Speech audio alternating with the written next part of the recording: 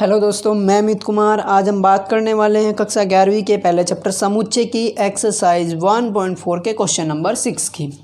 चलिए देखते हैं क्वेश्चन क्या कह रहा है। यदि a बराबर 3, 5, 7, 9, 11, b बराबर 7, 9, 11, 13, c बराबर ये हमारा 11, 13, 15 और d बराबर 15, 17, तो निम्नलिखित ज्ञात कीजिए। ये जो हमें दिए हैं इन्हें हमें ज्ञात करना है। ठीक है दोस्तों, तो चलिए सबसे पहले इसका जो हमें समुच्चय दिए गए हैं उनको लिख लेते हैं।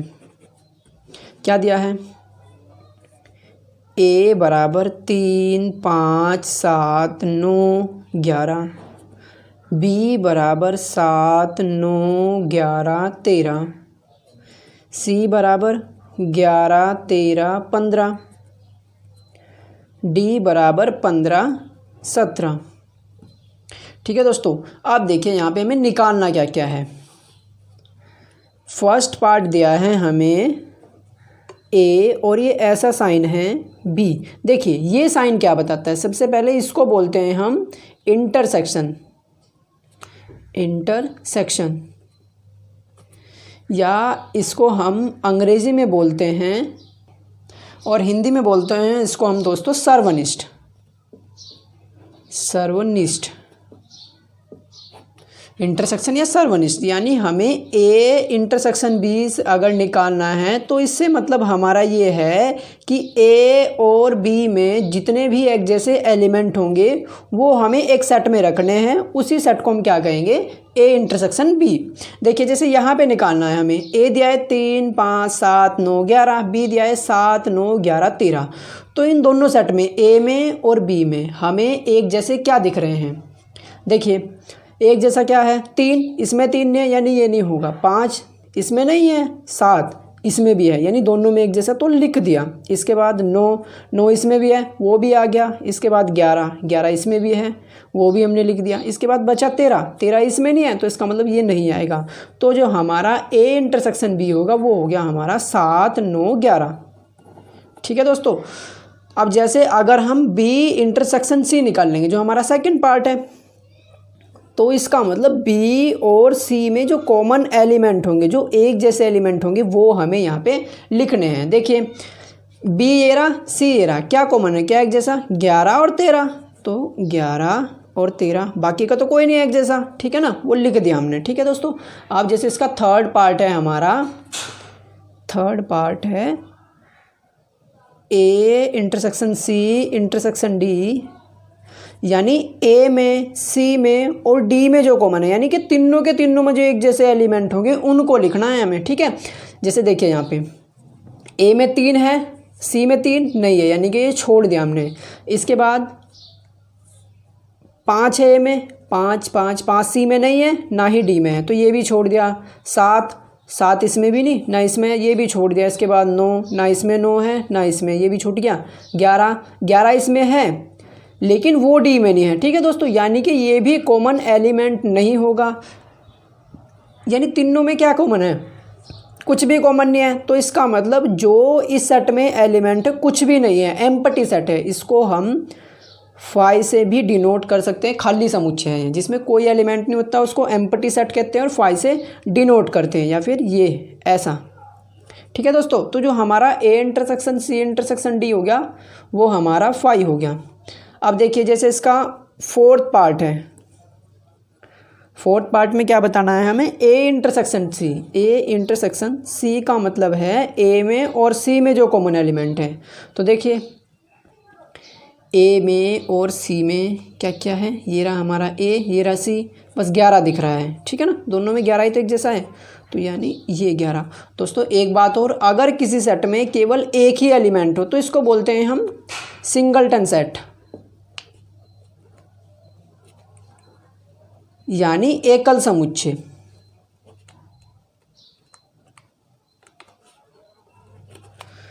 ठीक है, तो ये हमारा ए इंटरसेक्शन सी जो आया 11 है, इसको हम एकल सेट भी एकल समुच्चय कह सकते हैं। ठीक है, अब पांचवा पार्ट अगर हम करें, ये भी ऐसा है बी इंटरसेक्शन डी, ये मैं आपके लिए छोड़ रहा हूँ, हम 6 पार्ट पे बात करते हैं।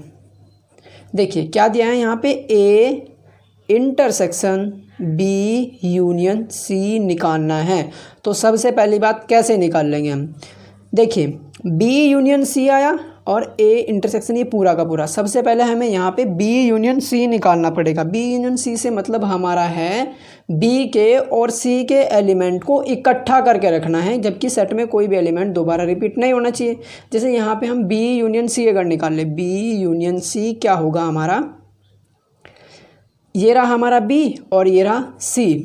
देखिए इन दोनों के एलिमेंट को इकट्ठा रखना है, तो सबसे पहले 7 बी के लिख रहे हैं, 9 11 13। अब इसके बाद सी के लिखेंगे 11 तो हो गया, 13 सी में 13 भी हो गया, क्योंकि नंबर रिपीट नहीं होने चाहिए इसलिए दोबारा नहीं लिखेंगे। इसके बाद 15 नहीं है तो 15 लिख देते हैं। ये हमारा बी यूनियन सी हो गया। सबसे पहले बी यूनियन सी निकालना हमने। अब इसके बाद A intersection B union C क्या आया, 7 9 11 13।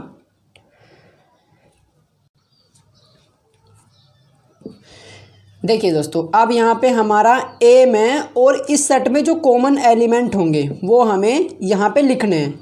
तो ए में और इस सेट में क्या कॉमन है, देखिए ए क्या है हमारा 3 5 7 9 11 और ये क्या है 7 9 11 13 15। तो दोनों में एक जैसा क्या है, 7 है 9 है और 11 है, 7 9 11। तो ये हमारा 7 9 11 ये किसका मान हो गया, ये हमारा मान हुआ A intersection B union C का। ठीक है दोस्तों, अब इसका जो हमारा 7th पार्ट है, 7th पार्ट क्या है, A intersection D. A intersection D मतलब ए में और डी में कॉमन है। ये भी दोस्तों आप खुद करके देख लेना, लेकिन अगर फिर भी थोड़ी बहुत ही प्रॉब्लम आती है तो आप कमेंट करके बता दिए, हम इसको आपको सोल्व करके दे देंगे। ठीक है, और अगर हो जाता है तो अच्छी बात है। जो 8th पार्ट है हम वो करेंगे सीधा। देखिए 8th पार्ट में क्या है हमारा, ए इंटरसेक्शन बी यूनियन, ओफो ये तो रिपीट है, ये पार्ट 6ठा और 8वां ये रिपीट है दोस्तों। ये तो थोड़ा अच्छा हो गया क्योंकि जल्दी हो गया। देखिए दोनों के दोनों सेम है, तो इसका मतलब ये तो हमने कर दिया, तो यानी ये भी हो गया। अब बचा हमारा 9th पार्ट। 9th करते हैं। 9th में क्या निकालना हमें, ए इंटरसेक्शन बी, फिर से इंटरसेक्शन बी यूनियन सी, ये निकालना है। तो कैसे सोल्व करेंगे इसको हम, सबसे पहले जो ब्रैकेट वाला है उसको सोल्व करते हैं। ए इंटरसेक्शन बी निकाल लेंगे, यानी ए में और बी में जो कॉमन है। इसके बाद बी यूनियन सी निकाल लेंगे और इसके बाद उनका हम इंटरसेक्शन कर देंगे। तो चलिए दोस्तों देखते हैं। सबसे पहली बात, हमने ए इंटरसेक्शन बी भी निकाल रखा है, कितना है 7 9 11 है, तो ये हमने यहाँ पे लिखा 7 9 11। इसके बाद इंटरसेक्शन ये वाला साइन जो का, तो बी यूनियन सी भी निकाल रखा है हमने दोस्तों, ये रहा देखिए बी यूनियन सी। तो ये भी लिख देते 7 9 11 13 और 15 ये है।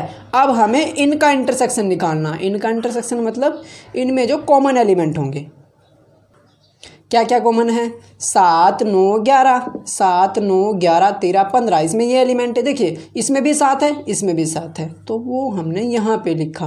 9 इसमें भी है, 9 इसमें भी है, वो हमने यहाँ पे लिखा। 11 इसमें भी है और 11 इसमें भी है, वो हमने यहाँ पे लिखा। इसके बाद कोई एलिमेंट दोनों में नहीं है, तो ये हमारा क्या हो गया, A intersection B union C. ठीक है दोस्तों, तो ये हमारा आंसर हो गया। अब बचा हमारा लास्ट पार्ट, 10वां पार्ट क्या है, वो A union D intersection B union C निकालना है। क्या क्या निकालना है, ये है हमारा 10वां part. A union D intersection B union C निकालना है। सबसे पहली बात, बी यूनियन सी तो हमने निकाल रखा है, ये रहा। ए यूनियन डी निकालना है हमें, तो ए यूनियन डी का मतलब है जो ए में और डी में एलिमेंट है सारे के सारे, उनको एक सेट में रखना है, लेकिन कोई भी नंबर रिपीट नहीं होना चाहिए। तो कहाँ पे निकाल ले, यहाँ पे निकाल लेते हैं, ये जगह है थोड़ी। ए यूनियन डी निकाल रहे हैं, ए के और डी के सारे एलिमेंट, लेकिन कोई भी रिपीट नहीं होना चाहिए। सबसे पहले ए के लिखते हैं, 3 5 7 9 11। ठीक है, अब हम डी के लिखेंगे। डी 15 इसमें नहीं है तो ये लिख दिया। इसके बाद 17 भी इसमें नहीं है सेट में तो ये 17 भी चुका तू लिख दिया।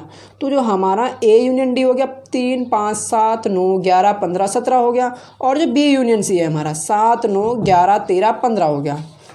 तो इन सेट को लिख देते हैं। ए यूनियन डी हुआ हमारा 3 5 7 9 11 15 17 और इंटरसेक्शन जो हमारा बी यूनियन सी है क्या है 7 9 11 13 15 है।